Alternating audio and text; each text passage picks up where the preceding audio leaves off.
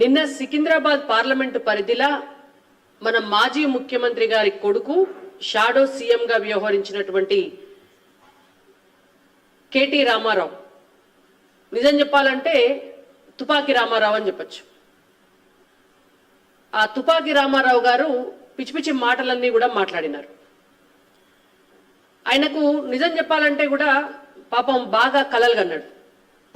10 ఏళ్ల కింద వాళ్ళ నాయన సీఎం కాగానే ఇక నెక్స్ట్ టర్మ్ వస్తే 2018-19 ఎలక్షన్లప్పుడు తను సీఎం అయ్యే అవకాశం ఉంటుంది, వాళ్ళ అధికారంలోకి వస్తే అని అనుకుంటే పాపం 2018 తర్వాత కేసీఆర్ ఏం చేసిండో ఆయనతో జిహెచ్ఎంసీ ఎలక్షన్ల కేటీఆర్ ను ప్రమోట్ చేసి జిహెచ్ఎంసీ ఎలక్షన్లల్లో బాగా వాళ్లకు సీట్లు వస్తే అదంతా కూడా కేటీఆర్ గొప్పదనం అని చెప్పి ఆయనను సీఎం చేద్దాం అనుకుంటే ఆయనతో జిహెచ్ఎంసీ ఎలక్షన్లల్లో బీజేపీ సీట్లు కొట్టుకుపోయింది 19 తర్వాత. ఆ తర్వాత మళ్ళా మొన్నటి ఎలక్షన్ల అధికారంలోకి వచ్చి మూడోసారి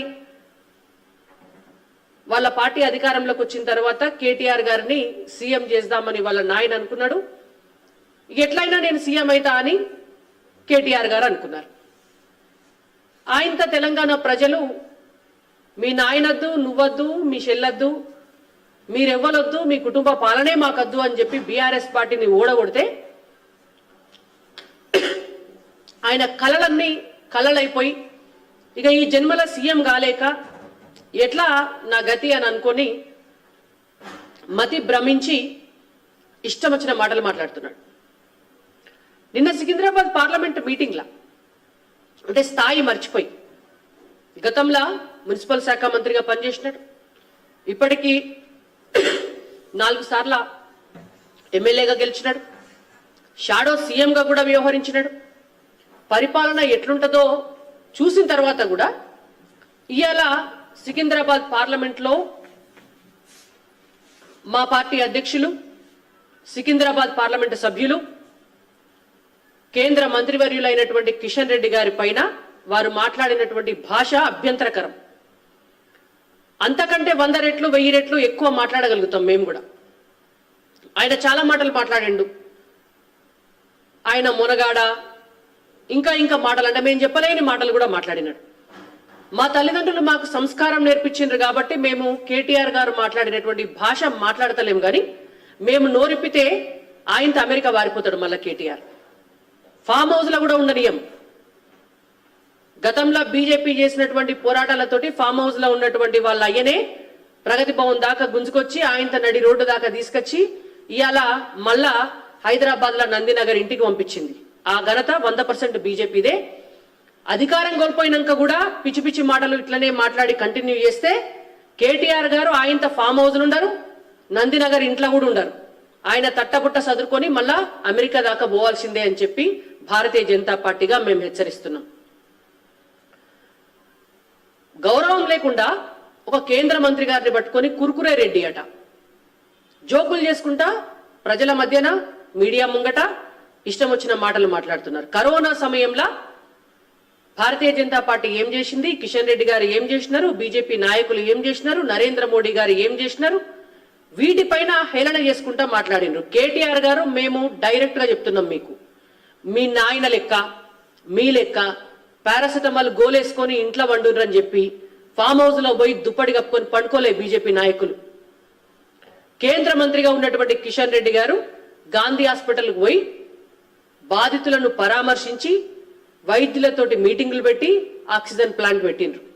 కిషన్ రెడ్డి గారు కాకపోతే గాంధీ హాస్పిటల్లో ఆక్సిజన్ ప్లాంట్లు కేటీఆర్ గారు పెట్టిండ్రా, లేకపోతే మీ నాయన పెట్టిండా? టిమ్స్ హాస్పిటల్కి పోయి కిషన్ రెడ్డి గారు పర్యవేక్షించి ఆడ ఆక్సిజన్ ప్లాంట్లు కిషన్ రెడ్డి గారు పెట్టించకపోతే కేటీఆర్ పెట్టిండా, లేకపోతే వాళ్ళ నాయన పెట్టిండా? కింగ్కోటి హాస్పిటల్లో కేటీఆర్ పెట్టిండా, వాళ్ళ నాయన పెట్టిండా? మొత్తం భారతదేశానికి సంబంధించినటువంటి కరోనా సమయంలో దేశ ప్రజల ఆరోగ్యం కూడా కాపాడాలని చెప్పి ఒక కంట్రోల్ రూమ్ ఏర్పాటు చేస్తే ఆ కంట్రోల్ రూమ్ కు ఇన్ఛార్జే మా కేంద్ర మంత్రి కిషన్ రెడ్డి గారు.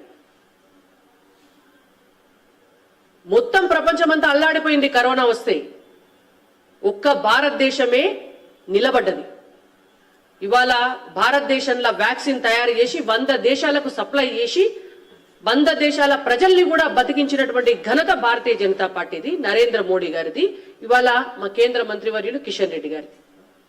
మీరు ఇష్టం వచ్చినటువంటి మాటలు మాట్లాడి సికింద్రాబాద్కు కిషన్ రెడ్డి గారు ఏం చేసినారు, వట్టిగా 4 లిఫ్టులు ఓపెన్ చేసిరు అని మాట్లాడుతున్నారు. మీరు సికింద్రాబాద్ రైల్వే స్టేషన్ భారతదేశానికి స్వతంత్రం వచ్చిన తర్వాత 700 కోట్ల రూపాయలతోటి పునర్నిర్మాణం జరుగుతుంది. కళ్ళు కనిపిస్తలేవు కేటీఆర్. ఒక్క మతి భ్రమించిందని అనుకున్నాం ఇన్ని రోజులు, ఇప్పుడు కళ్ళు కూడా కనిపిస్తలేవు. కనిపించకపోతే మరి మేము తీసుకుపోతాం. మేము తీసుకుపోయి సికింద్రాబాద్ రైల్వే స్టేషన్ చూపిస్తాం, మేము తీసుకుపోయి చెర్లపల్లి టర్మినల్ చూపిస్తాం.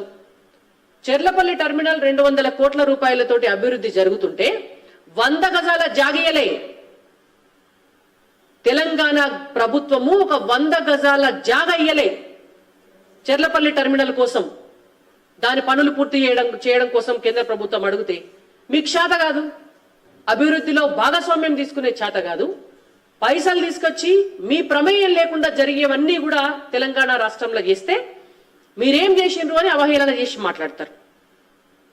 జిహెచ్ఎంసీకి నువ్వు మున్సిపల్ మంత్రిగా ఉంటే, నువ్వు మున్సిపల్ మంత్రి అయ్యే వరకు 5,000 కోట్ల రూపాయల ఫిక్స్డ్ డిపాజిట్లుండే. 5,000 కోట్ల రూపాయల ఫిక్స్డ్ డిపాజిట్లుంటే మొత్తం జిహెచ్ఎంసీ పైసలన్నీ కూడా హామ్ బూమ్ బుష్ అంటారు చూసిరా, గట్ల మాయ చేసిరు. మాయ చేసి మింగి నీళ్ళు దాగి 10,000 కోట్ల రూపాయల అప్పు మిగిల్చిండ్రు జిహెచ్ఎంసీకి.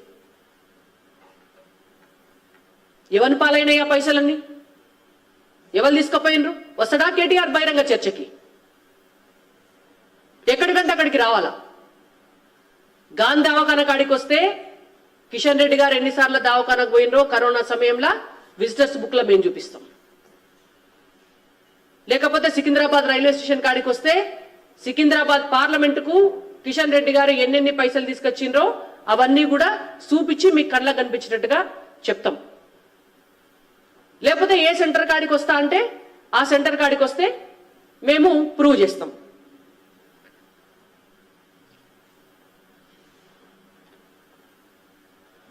ఇంకా ఎంఎంటీఎస్ రైలు తెచ్చింది బీజేపీ గవర్నమెంట్ కాదా? రింగ్ రోడ్డుకు సంబంధించినటువంటి అంశం బీజేపీ గవర్నమెంట్ చేసిన అభివృద్ధి కాదా? తెలంగాణ రాష్ట్రంలో జరిగినటువంటి అభివృద్ధి బీజేపీ చేసినటువంటి గవర్నమెంట్ కాదా? సికింద్రాబాద్ పార్లమెంటు పరిధిలో ఉన్నటువంటి చోటా మోటా వ్యాపారులందరికీ కూడా కరోనా సమయంలో 10,000 రూపాయలు ఒక్కొక్కరికి ఇచ్చింది బీజేపీ గవర్నమెంట్ కాదా? ఇంటింటికి కూరగాయల కానుంచి పంచింది ఆ రోజు కిషన్ రెడ్డి గారు కాదా?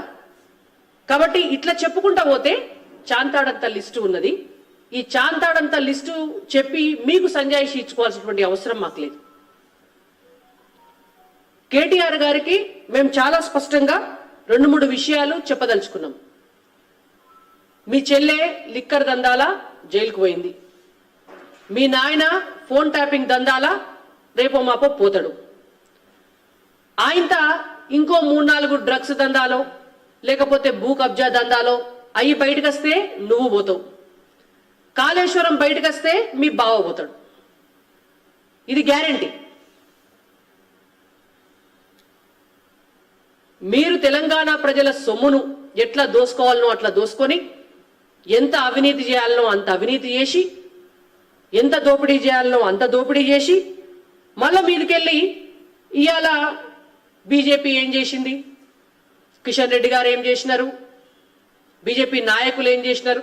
అసలు నీకు గింతనన్న దమ్ము ధైర్యం ప్రజల పట్ల బాధ్యతే లేకపోయా? ఒక్క కిషన్ రెడ్డి గారే కాదు, ఆ రోజు మా ఇతర ఎంపీలు బండి సంజయ్ గారు కరోనా కిట్టేసుకొని కరీంనగర్ దవాఖానకు బాయ్. ఇవాళ బీజేపీ నాయకురాలు అప్పుడు గవర్నర్ తమిళసై గారు ఉండే. గవర్నర్ గా ఉన్నటువంటి ఒక మహిళ కూడా కరోనా కిట్టేసుకొని వరంగల్ ఎంజీఎంకు పోయి అక్కడ డాక్టర్లకు భరోసానిచ్చి ప్రజలందరికీ కూడా మేము ఉన్నామని ధైర్యం కల్పిస్తే నువ్వు మీ నాయన ఇంట్లో వంటి మళ్ళీ ఇలా బీజేపీ గురించి ఆయన మాట్లాడుతుండ్రు. కాబట్టి కేటీఆర్ గారికి మీ నోరు అదుపులో పెట్టుకోండి, జాగ్రత్తగా మాట్లాడండి. రేపో మాపో జైలుకు పోకే ముందు కనీసం సానుభూతి అన్న వస్తుంది ప్రజల దగ్గర, అదన్న తెచ్చుకోండి. మీ ఫోన్ ట్యాపింగ్ వ్యవహారాలల్లా సినిమా సెలబ్రిటీలను మీరు వేధించిన అంశాలు, ఇంకా ఇంకా మీరు చేసినటువంటి కథలన్నీ కూడా బయటకు వస్తాయి. అవన్నీ బయటకు వచ్చినాక వరుస పెట్టి మీ చెల్లె తిహార్ జైలుకు పోతే మీరు చెర్లపల్లి జైలుకు పోవాల్సి వస్తుంది. కాబట్టి నోరు అదుపులో పెట్టుకుంటే కేటీఆర్ గారికి మంచిది అనేటువంటి అంశాన్ని చెప్పి హెచ్చరిస్తూ, ఇంకొక విషయం, నిన్న రేవంత్ రెడ్డి గారు ఇక ఈయన కూడా ఏమైపోయిందంటే 3 నెలలు 100 రోజులు అయిపోగానే కేటీఆర్ గారు కేసీఆర్ గారు ఏం చేసినారో ఊళ్ళల్లో అంటారు కదా, వాళ్ళు అడుసు వీళ్ళు దొక్కిర్రని, మళ్ళా సేమ్ అదే లైన్ పట్టిర్రు అన్నట్టు కొత్త దుకాణం మొదలు పెట్టిండు మళ్ళా రేవంత్ రెడ్డి గారు కూడా. నరేంద్ర మోడీ గారు ఏం చేసినారు, పెళ్లి పెద్దను చూసి మాకు ఓటేయండి అని అడుగుతున్నారు బీజేపీ వాళ్ళు అని. అయ్యా రేవంత్ రెడ్డి గారు, మీకు ఒక విషయం చెప్తున్నాం మేము. తెలంగాణ సంస్కృతిలా, తెలంగాణలే కాదు నాకు తెలిసి భారతదేశం మొత్తం కూడా గట్లనే చూస్తారు కావచ్చు. ఎవరికన్నా పెళ్లి చేయాలంటే అటేడు తరాలు ఇటేడు తరాలు చూసే పెళ్లి చేస్తారు.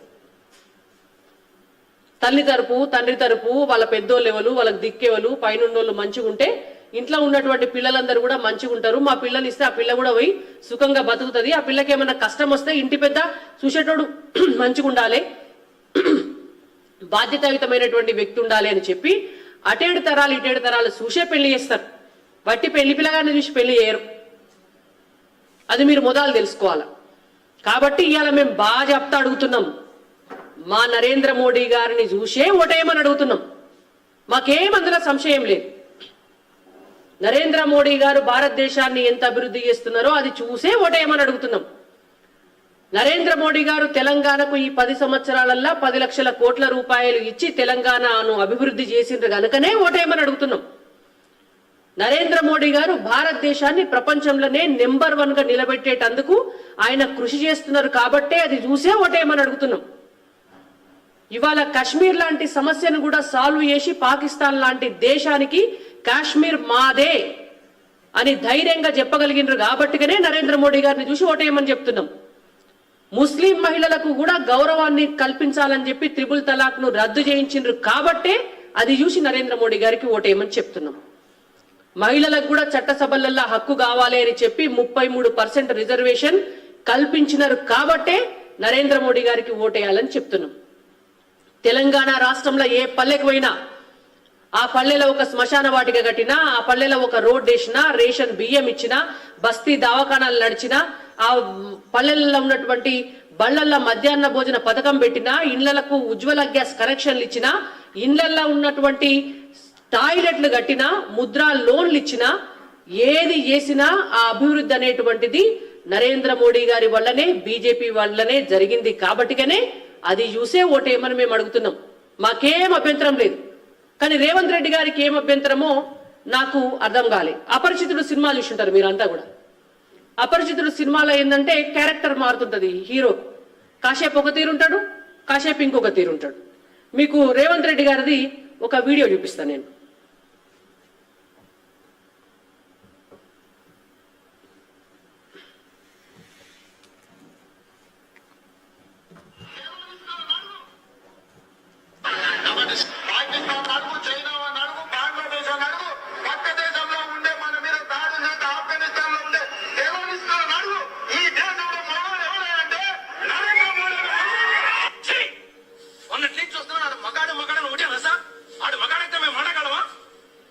మీకు మళ్ళొకసారి వినిపిస్తుంది. నరేంద్ర మోడీ కూడా ఈ దేశానికి ప్రధానమంత్రికి వచ్చింది ఇట్లాంటి అట్లాంటి టెర్రరిస్టులను, లేకపోతే నక్సలైట్లను, లేకపోతే ఇట్లా దోచుకునే దొరల్లో పూరించడానికి వచ్చింది దేశానికి. మా ఆడబిడ్డలకు మా తమ్ముళ్ళందరికీ విన్నారు కదా, మళ్ళొకసారి వినిపించాలా? మీకు మళ్ళొకసారి నేను రిప్లై చేస్తా. ఈయనండి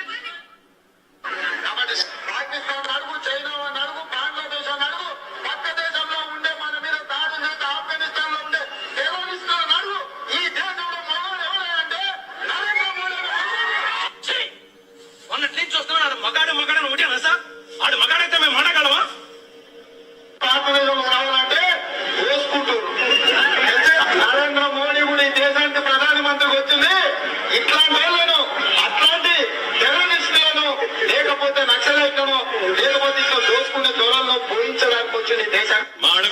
అది అంటే నరేంద్ర మోడీ గారు ప్రధానమంత్రి అయిన తర్వాత పాకిస్తాన్ అడుగు, బంగ్లాదేశ్ అడుగు, ఈ దేశాన్ని అడుగు, ఆ దేశాన్ని అడుగు, ఇవాళ ప్రపంచంలో ఎవరున్నారు గొప్పోళ్ళు అంటే అది నరేంద్ర మోడీ గారే అని స్వయంగా రేవంత్ రెడ్డి గారు చెప్పినటువంటి మాటలే. నిన్నగాక మొన్న ఆదిలాబాద్లో మీటింగ్ అయింది. నరేంద్ర మోడీ గారు వచ్చారు. 15,000 కోట్ల రూపాయల అభివృద్ధి పనులకు శంకుస్థాపన చేసినారు. రేవంత్ రెడ్డి గారినే పక్కన పెట్టుకొని చేసినారు. దానికి ఆయనే ప్రధానమైనటువంటి సాక్షి. ఆ మీటింగ్ లోనే అన్నాడు ఆయన మా బడే భాయ్ అని. అంటే ప్రధానమంత్రి గారు మా పెద్దన్న అని మాట్లాడుతీవి. నువ్వు సీఎం కాగానే ఢిల్లీకి పోతీవి. ఢిల్లీకి పోయి మా తెలంగాణ అభివృద్ధిలో మీరు ఇప్పటి వరకు అద్భుతంగా సహకరించిండ్రు, మాకు ఇంకా కూడా సహకరించాలి అని అడిగితే 2,500 కోట్ల రూపాయలకు సంబంధించినటువంటి మిలిటరీకి సంబంధించినటువంటి బొల్లారం ల్యాండ్ ఇష్యూ క్లియర్ చేశారు నరేంద్ర మోడీ గారు. నువ్వు ధన్యవాదాలు చెప్పేస్తివి. నిన్నగాక మొన్న ఆదిలాబాద్ లో 15,000 కోట్ల రూపాయల అభివృద్ధి పనులు నిన్ను పక్కో పెట్టుకునే చేసే. నిన్నటిదాకా మంచిగానే ఉండి ఎలక్షన్లు రాగానే ఇవాళ నరేంద్ర మోడీ తెలంగాణకి ఏం చేసిండు? నరేంద్ర మోడీని చూపించి ఓటు అడిగితే బీజేపీకి ఎందుకు ఓటు వేయాలి అంటే గిసోంటి పరకాయ ప్రవేశాలు చేసి గిసోంటి అపరిచితుల లెక్క అటు ఇటు మాట్లాడే మోడీ గారు ముందు ముఖం చెల్లక కేసీఆర్ ఎటుగాకుండా అయిపోయిండు. రేవంత్ రెడ్డి గారు మీరు రాజకీయాలన్నిటినీ కూడా రాజకీయాల లెక్కనే చేయండి. మీరు ఇయాల్టి టెంపరరీ ఎలక్షన్ల కోసం నరేంద్ర మోడీ గారి పట్ల ప్రజలు నమ్మని విషయాలను మాట్లాడితే అనవసరంగా మీరు కూడా కేసీఆర్ గారి లెక్క, కేటీఆర్ గారి లెక్క వాళ్ళ బాట పడతారు. మీకు ఇంకా కూడా నమ్మకం లేకపోతే గతంలో ఈ పుస్తకం కిషన్ రెడ్డి గారు బీజేపీ రాష్ట్ర అధ్యక్షులైన తర్వాత పోయిన సంవత్సరం అన్ని మీడియా సంస్థలను పిలిచి, రాజకీయ పార్టీల వాళ్ళను పిలిచి, మేధావులను పిలిచి, జర్నలిస్టులను పిలిచి, ఉద్యమ నాయకులను పిలిచి కొన్ని వందల మంది సమక్షంలో హైదరాబాద్లో నరేంద్ర మోడీ గారు భారతీయ జనతా పార్టీ కేంద్ర ప్రభుత్వం తెలంగాణకు ఏం చేసిందో సవివరంగా పవర్ పాయింట్ ప్రజెంటేషన్ చేస్తూ కిషన్ రెడ్డి గారు 3 గంటల పాటు ఎక్స్ప్లెయిన్ చేసి ఈ బుక్ రిలీజ్ చేయడం జరిగింది. ఇందులో అప్పటికి 9 ఏళ్ళు అయింది కాబట్టి 9 లక్షల కోట్ల రూపాయలు తెలంగాణకు కేంద్రం నుంచి 9 ఏళ్లలో వచ్చినాయి అనేటువంటిది డీటెయిల్డ్ గా ఏ ప్రాజెక్టుకి ఎన్ని రూపాయలు ఇచ్చినాము, ఎన్ని కోట్ల రూపాయలు ఇచ్చినాం అనేటువంటి డీటెయిల్డ్ గా ఇచ్చినాం. ఈ సంవత్సరంలో ఇంకొక 1,00,000 కోట్ల రూపాయలు ఎక్కువ వచ్చినాయి. మొత్తం 10 సంవత్సరాల్లో 10 లక్షల కోట్ల రూపాయల సొమ్ము తెలంగాణకు కేంద్రం నుంచి వచ్చింది. ఈ పుస్తకాన్ని గాంధీ భవన్ కు రేవంత్ రెడ్డి గారికి మేము కొరియర్ చేస్తాం. వారు చదువుకోవాలి. పోనీ ఇందులో ఉన్న డీటెయిల్స్ సరిపోకపోతే ఇంకోటి 312 పేజీల ఇంకా సూక్ష్మంగా ప్రతి చిన్న విషయాన్ని కూడా అందులో పొందుపరిచి ఒక పెద్ద పుస్తకం తయారు చేసినాం. ఇది సరిపోకుండా ఆయన మల్లగన తెలంగాణకు మోడీ గారు ఏం చేసిండ్రు అని మాట్లాడితే అప్పుడు ఆ పుస్తకం కూడా పంపిస్తాం. కాబట్టి రేవంత్ రెడ్డి గారికి గాంధీ భవన్ కి ఈ పుస్తకం కొరియర్ చేస్తున్నాం. వారు చదువుకోవాలని చెప్పి మా విజ్ఞప్తి. అవాకులు చెవాకులు బంద్ చేసి 6 గ్యారెంటీల పట్ల ఏం చేసినారో మీ 6 గ్యారెంటీల పేరుతో ఉన్నటువంటి 16 హామీలు, దానికి సంబంధించి ఇంకొక అనుబంధ హామీలు ఒక 60. మొదలు ఆ 60 హామీల సంగతి ఏం చేసినారు? 100 రోజుల కాలం అయిపోయింది. ఇంకా మీరు మోడీ గారు ఏం చేసినారు, లేకపోతే గత ప్రభుత్వం ఏం చేసింది, ఈ బంద్ పెట్టి 6 గ్యారెంటీలకు సంబంధించి ప్రతి హామీని కూడా మీరు నెరవేర్చాలని, మీరు నెరవేర్చని పక్షంలో మీ ఎంటబడైన తెలంగాణ ప్రజలకు మీరిచ్చిన హామీలను నెరవేర్చేదాకా మీ ఎంటబడతామని చెప్పి కూడా మేము హెచ్చరిస్తున్నాం.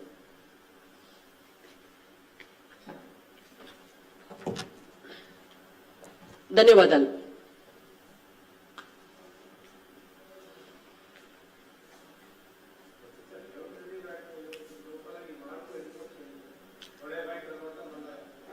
నేను చెప్పిన కదన్నా, అపరిచితుడు వస్తాడు అన్నట్టు వాళ్ళ లోపల.